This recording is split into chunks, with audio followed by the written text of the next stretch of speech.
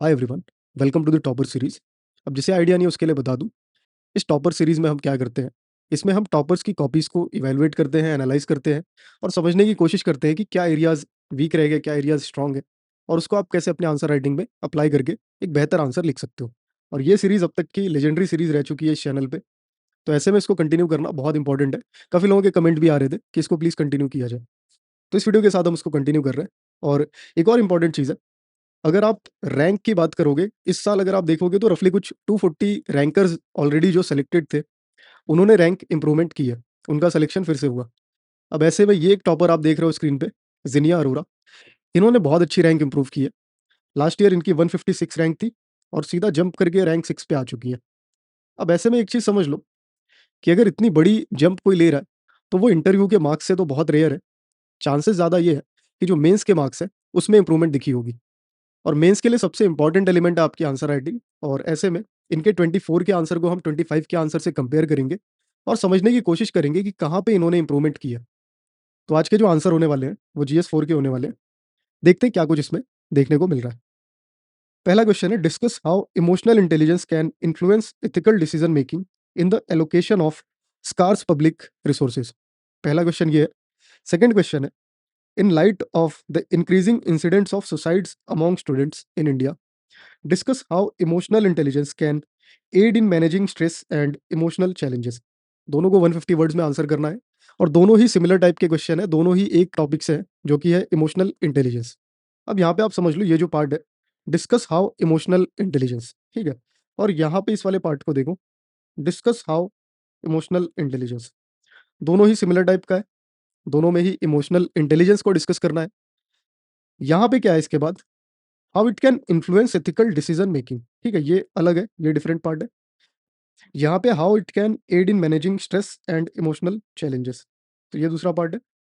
और इसके बाद जो सबसे स्किप किया जाने वाला पार्ट है, वो है allocation of scarce public resources. यहाँ पे भी ये वाला पार्ट आपको दिखेगा कि कहीं ना कहीं स्किप हो गया। यहाँ पे सुसाइड्स अमॉन्ग स्टूडेंट्स को लाइट में रखना है और यहाँ पे एथिकल डिसीजन मेकिंग को लाइट में रखना है। तो ये कुछ 3 पार्ट्स में क्वेश्चन आपको दिख रहा है। ये सबसे कॉमन पार्ट है येलो वाला, जिसमें इमोशनल इंटेलिजेंस को डिस्कस करना है और ये सबसे ज़्यादा आंसर होता हुआ दिखेगा। सेकंड है एथिकल डिसीजन मेकिंग की बात होगी, ये थोड़ा आंसर होता हुआ यहाँ पे आपको दिखेगा, लेकिन allocation of scarce public resources, ये आपको नेग्लेक्ट होता हुआ दिखेगा। ये समझ आ जाता है जब आप क्वेश्चन पढ़ते ही हो, तो ही आपको पता लग जाता है कि अच्छा ये पार्ट जो है, ये थोड़ा मिस होने वाला है आंसर के अंदर। इसी तरह सेकंड क्वेश्चन के अंदर भी ऐसी ही सिचुएशन है, जहाँ पे आपको दिख रहा है कि सुसाइड्स अमॉन्ग स्टूडेंट्स की बात थोड़ी हो सकती है। इमोशनल इंटेलिजेंस को सबसे ज़्यादा डिस्कस किया जाएगा, क्योंकि ये बहुत डिटेल में कवर होता है, बहुत बेसिक पार्ट है और मेन टॉपिक ही यही है, तो ये सबसे ज़्यादा डिस्कस होगा। लेकिन ये managing stress and emotional challenges वाला पार्ट जो है, वो थोड़ा आपको दिखेगा कि कम एड्रेस होगा। तो आइए देखते हैं आंसर में कैसे इन्होंने अप्रोच किया दोनों ही क्वेश्चंस को। जो फर्स्ट क्वेश्चन था इस साइड जो हमने देखा था, ये 2024 का क्वेश्चन है और ये जो कॉपी आप देख रहे हो, ये 2025 वाली कॉपी है। सबसे पहले आप देखोगे तो यहाँ पे आपको दिख रहा है कि इन्होंने इंट्रोड्यूस किया है इमोशनल इंटेलिजेंस की डेफिनिशन को यूज़ करके। बेसिक डेफिनिशन बताई है इन्होंने कि कैसे आप मैनेज करते हो अपने इमोशंस को, और उसी मैनेजमेंट को कहीं न कहीं इमोशनल इंटेलिजेंस कहा जाता है, जिसको आप अलग-अलग डोमेन में यूज़ करते हो। यहाँ पे भी वैसी कुछ डेफिनिशन है। इमोशनल इंटेलिजेंस जो है, वही है कि आप मैनेज कर रहे हो। यहाँ पे इन्होंने गोलमैन का भी मेंशन कर दिया, जिन्होंने इस आइडिया को पॉपुलराइज़ किया। तो दोनों ही इंट्रो में आप डिफरेंस देख सकते हो। यहाँ पे इन्होंने थोड़ा ज़्यादा एक्सप्लेन करने की कोशिश की है, यहाँ पे इन्होंने एक्सप्लेन करने की कोशिश नहीं की है उतनी। इसके बाद एआई को और ज़्यादा एक्सपैंड किया गया है। इसके अंदर 4 एलिमेंट है, सेल्फ अवेयरनेस, रेगुलेशन, इसी तरह फिर सोशल अवेयरनेस और रेगुलेशन। ये आप डिटेल में कवर करते हो, बेसिक सा पार्ट है। यहाँ पे ऐसा कुछ दिख नहीं रहा आपको, यहाँ पे डायरेक्ट क्वेश्चन की जो डिमांड थी कि कैसे सुसाइड्स अमॉन्ग स्टूडेंट जो है, उसको लाइट में रख के आपको इसको डिस्कस करना है। कैसे ये इंक्रीजिंग दिख रहा है आपको, इंक्रीजिंग ट्रेंड यहाँ पे दिख रहा है। वो वाला पार्ट यहाँ पे डायरेक्ट हेडिंग के अंदर दिख रहा है। ऑन द अदर साइड यहाँ पे आप देख सकते हो कि ये डिटेल्ड एक्सप्लेनेशन देने के बाद, ये जो एथिकल डिसीजन मेकिंग वाला पार्ट था, उसको यहाँ पे इन्होंने एड्रेस किया। ये एक बेसिक डिफरेंस आप देख सकते हो स्ट्रक्चर में। यहाँ पे थोड़ा ज़्यादा एक्सप्लेन किया और यहाँ पे डायरेक्टली इन्होंने क्वेश्चन की डिमांड पे जंप किया। किस तरीके के पॉइंट्स हैं वो समझ लो। पॉइंट्स सिमिलर से ही दिखेंगे आपको। तो इमोशनल इंटेलिजेंस का ही डिटेल आपको ज़्यादा दिखेगा। डिटर्मिनेशन ऑफ सेल्फ गोल्स, ठीक है। यहाँ पे ऑब्जेक्टिविटी में हेल्प करेगा, सप्लीमेंट करेगा कंपैशन में, और इस तरीके के पॉइंट्स हैं जो कि एथिकल डिसीजन मेकिंग में हेल्प करेंगे। तो ग्रीन वाले पॉइंट्स आप देख रहे हो वो एथिकल डिसीजन मेकिंग के हैं, येलो वाले पॉइंट इमोशनल इंटेलिजेंस का पार्ट है, और रेड वाला जो पार्ट है वो पब्लिक रिसोर्सेज अगर आप फोकस में रखोगे, उसमें स्कैर्सिटी अगर दिख रही है तो उसको एड्रेस किया जा रहा है। तो यहाँ पे दिख रहा है कि पब्लिक सर्विस और वेलफेयरिज्म की अगर बात होगी, तो वो जो रिसोर्सेज़ की स्कैर्सिटी की बात हो रही है, वो हम एड्रेस कर सकते हैं अगर हम सेल्फ गोल को डिफाइन कर लें। तो ये पॉइंट है एक। यहाँ पे रॉल्स जस्टिस दिख रहा है आपको, ठीक है। इसके बाद है ability to navigate corruption by self regulation, ठीक है, सेल्फ रेगुलेशन। तो यहाँ पे भी आपको इमोशनल इंटेलिजेंस का भी पार्ट दिख रहा है और एथिकल डिसीजन मेकिंग का भी पार्ट दिख रहा है, कि कैसे आप करप्शन को कम कर सकते हो, करप्शन को नेविगेट कर सकते हो बाय सेल्फ रेगुलेशन। दूसरी साइड अगर देखा जाए, यहाँ पे सुसाइड्स अमॉन्ग स्टूडेंट्स की बात करनी थी और हमें ये डिस्कस करना था कि कैसे एआई जो है इमोशनल इंटेलिजेंस हेल्प कर सकता है स्टूडेंट्स को उनके स्ट्रेस मैनेजमेंट में और जो भी वो इमोशनल चैलेंजेस फेस कर रहे हैं उसमें। तो देखते हैं कैसे इन्होंने एड्रेस किया। अवेयरनेस होनी चाहिए ओन इमोशंस, ठीक है। सेल्फ गोल या फिर सेल्फ इमोशंस, सिमिलर सा पॉइंट है। एआई का पार्ट एड्रेस हो रहा है। कॉग्निटिव कंट्रोल से आप जो है सुसाइड्स को कंट्रोल कर सकते हो।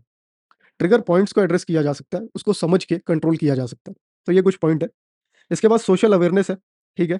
इमोशनल इंटेलिजेंस का ही पार्ट है। अगर आप सोशली अवेयर रहोगे, तो आप सोशल रेगुलेशन कर सकते हो। सेल्फ अवेयर रहोगे, तो सेल्फ रेगुलेशन कर सकते हो। तो एआई का पार्ट यहाँ पे दिख रहा है। इसके बाद यहाँ पे बताया जा रहा है कि consequences, understanding and also knowing and searching for ways to empower self. ठीक है, अगर आप खुद को समझोगे बेहतर या सोशली अवेयर रहोगे, तो खुद को आप बेहतर समझ पाओगे। आपको अलग-अलग तरीके मिल जाएँगे अगर आप अवेयर रहते हो तो। बेसिक सा पॉइंट है। सुसाइड हेल्पलाइन एग्ज़ाम्पल दिया इन्होंने। अगर कोई स्टूडेंट सोशली अवेयर रहता है, तो वहाँ पे आप देख सकते हो कि उसको सुसाइड हेल्पलाइन का आइडिया हो सकता है और फ्यूचर में वो उसको यूज़ कर सकता है। अगला पॉइंट है सेल्फ रेगुलेशन। ठीक है, यहाँ पे हमने सेल्फ अवेयरनेस की बातें देखी और यहाँ पे सेल्फ रेगुलेशन दिख रहा है। यहाँ पे कैसा पॉइंट है? Preservation of self and perseverance through tough times. Maya Angelou का इन्होंने मेंशन किया। एक अच्छा नेम ड्रॉप है यहाँ पे। माया एंजेलोव की अगर आप स्टोरी नहीं जानते हो तो थोड़ा सर्च कर लेना।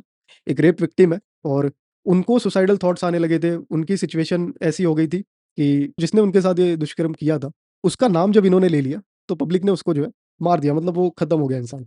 और बहुत कम एज में इनको ये ट्रॉमा हो गया कि इनके जो वर्ड्स हैं, वो बहुत डेडली है। तो इन्होंने कुछ टाइम तक जो है, वो बोलना ही बंद कर दिया था।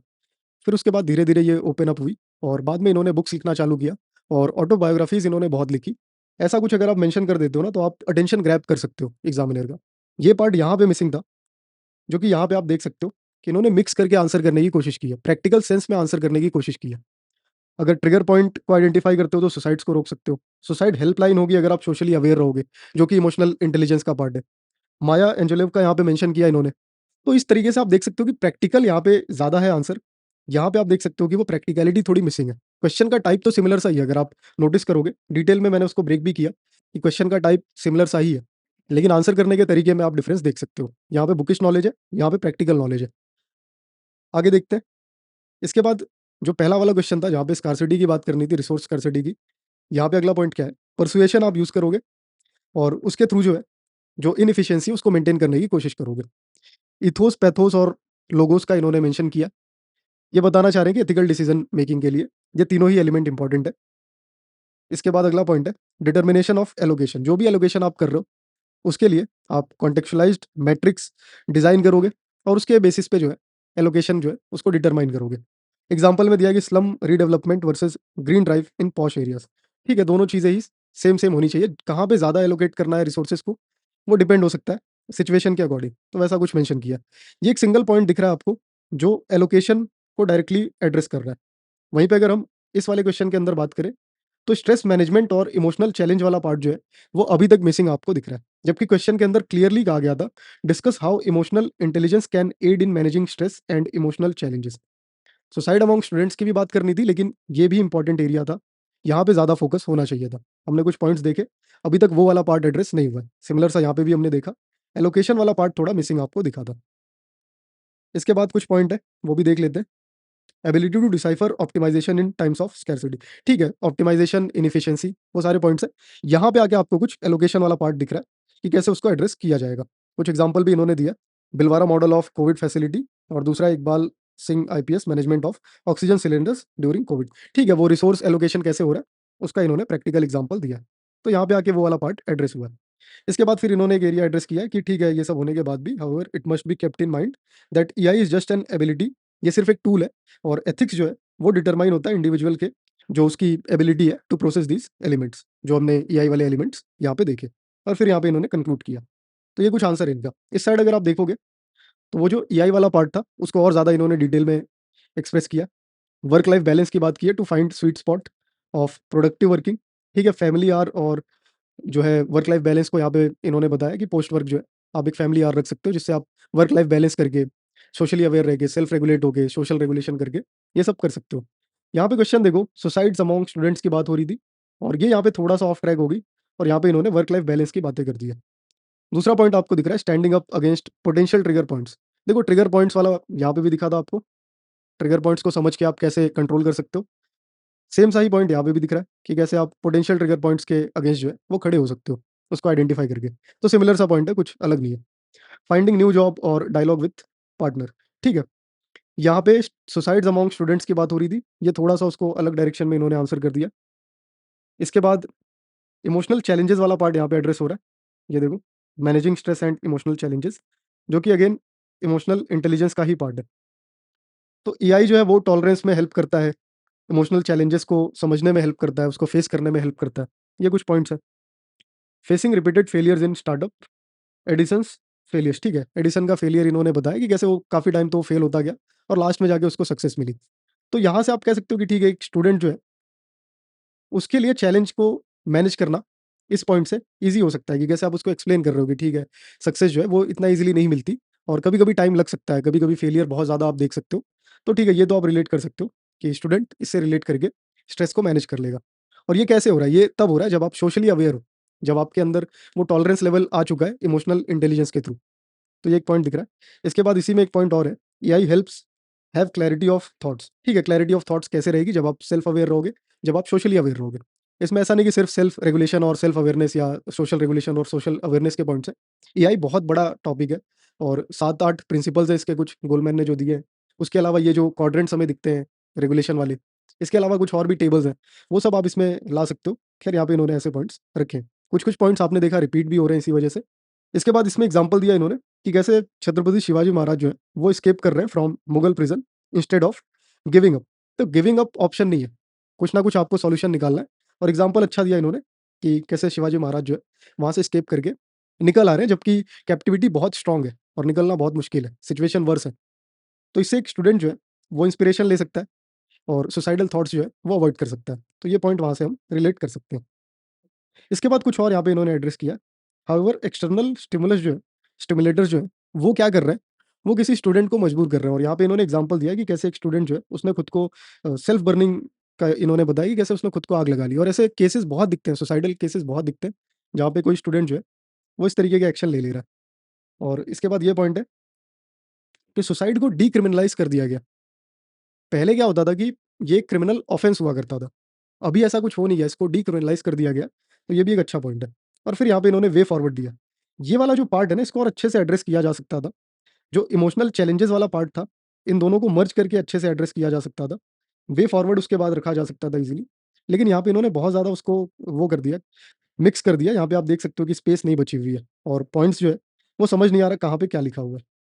तो ये कुछ पॉइंट है कि ठीक है, मेंटल हेल्थ जो है उसका सॉल्यूशन हो सकता है, हमारे पास मेंटल हेल्थ एक्ट है और पीयर टू पीयर ग्रुप्स हैं जहाँ पे आप डिस्कशन कर सकते हो। और भी वे फॉरवर्ड है जिसको मेंशन किया जा सकता था, लेकिन थोड़ा स्पेस कम होने की वजह से यहाँ पे आप देख सकते हो कि पूरा मिक्स अप हो चुका है।